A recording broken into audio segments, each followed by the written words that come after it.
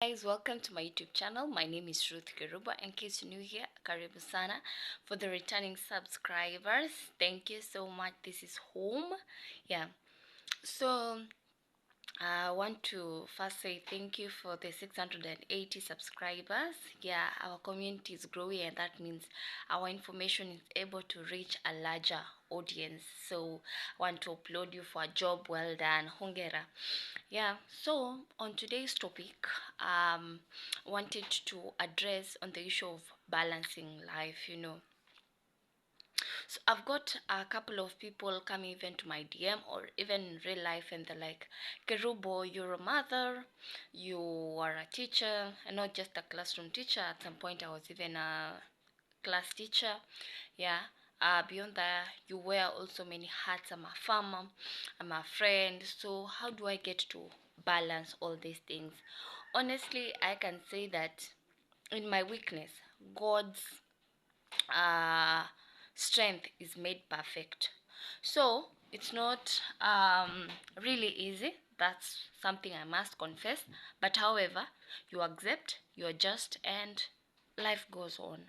So what I learned when you want to balance these things, maybe you have academics, you have parenting, you have maybe work and research, etc. And we just have 24 hours and you want to maximize, to make the profit maximization for the economists. Yeah. So what I do personally, I learned to set my priorities right. So what I do, I just create a quadrant, a circle with 4 quadrants. So the first things that I will do are those things that are important and they are urgent.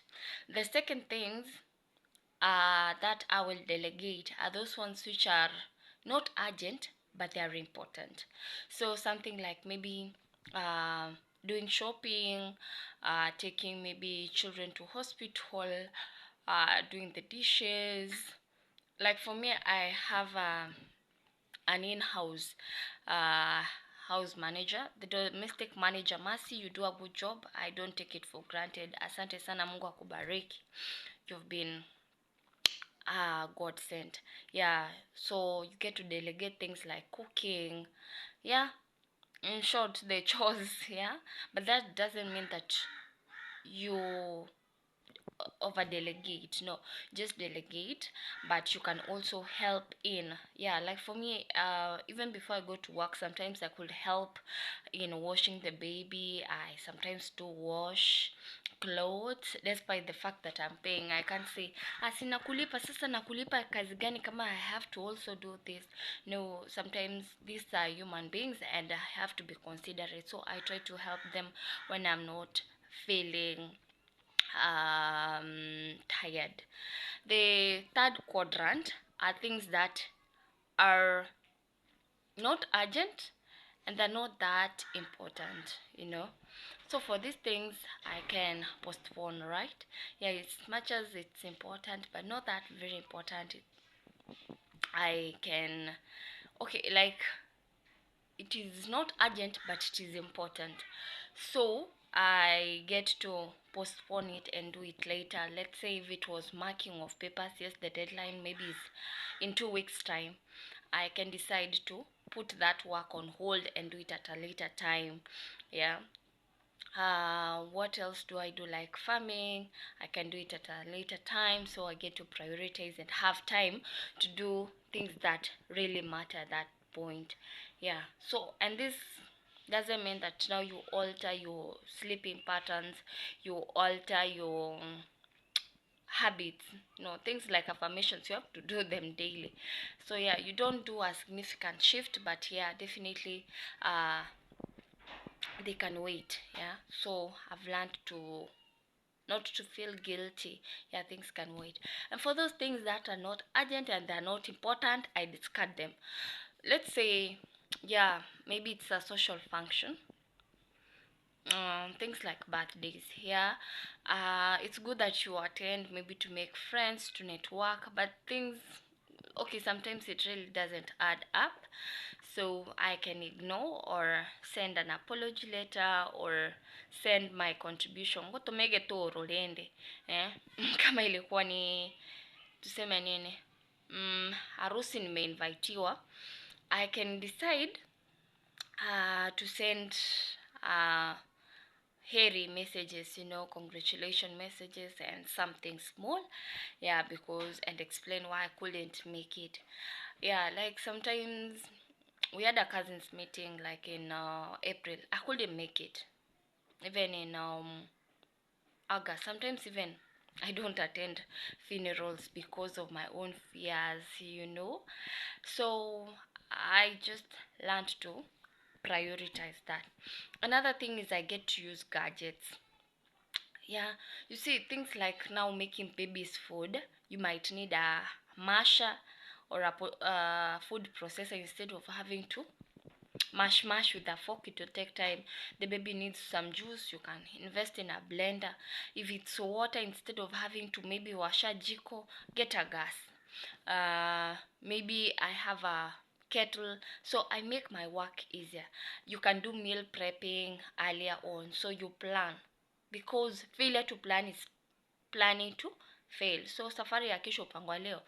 I can literally, instead of having maybe to, because I'm not an early riser, I can arrange things maybe I'm wearing tomorrow and iron, polish, so it's very easy.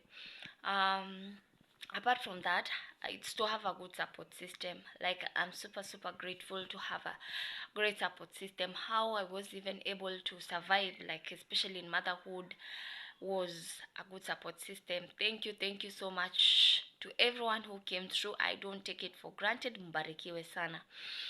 So apart from a good support system, I could say it's grace. Sometimes you have to say one day at a time. Some things like washing, just postpone.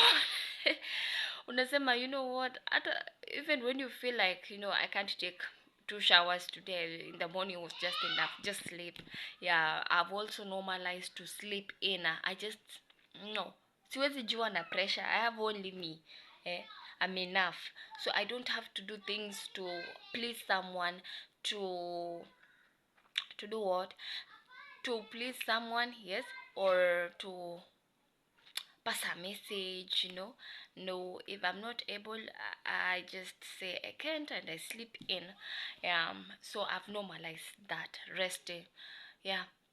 So sometimes, let's say it's like, for me, there was a time I was doing this nguza jadi content creation.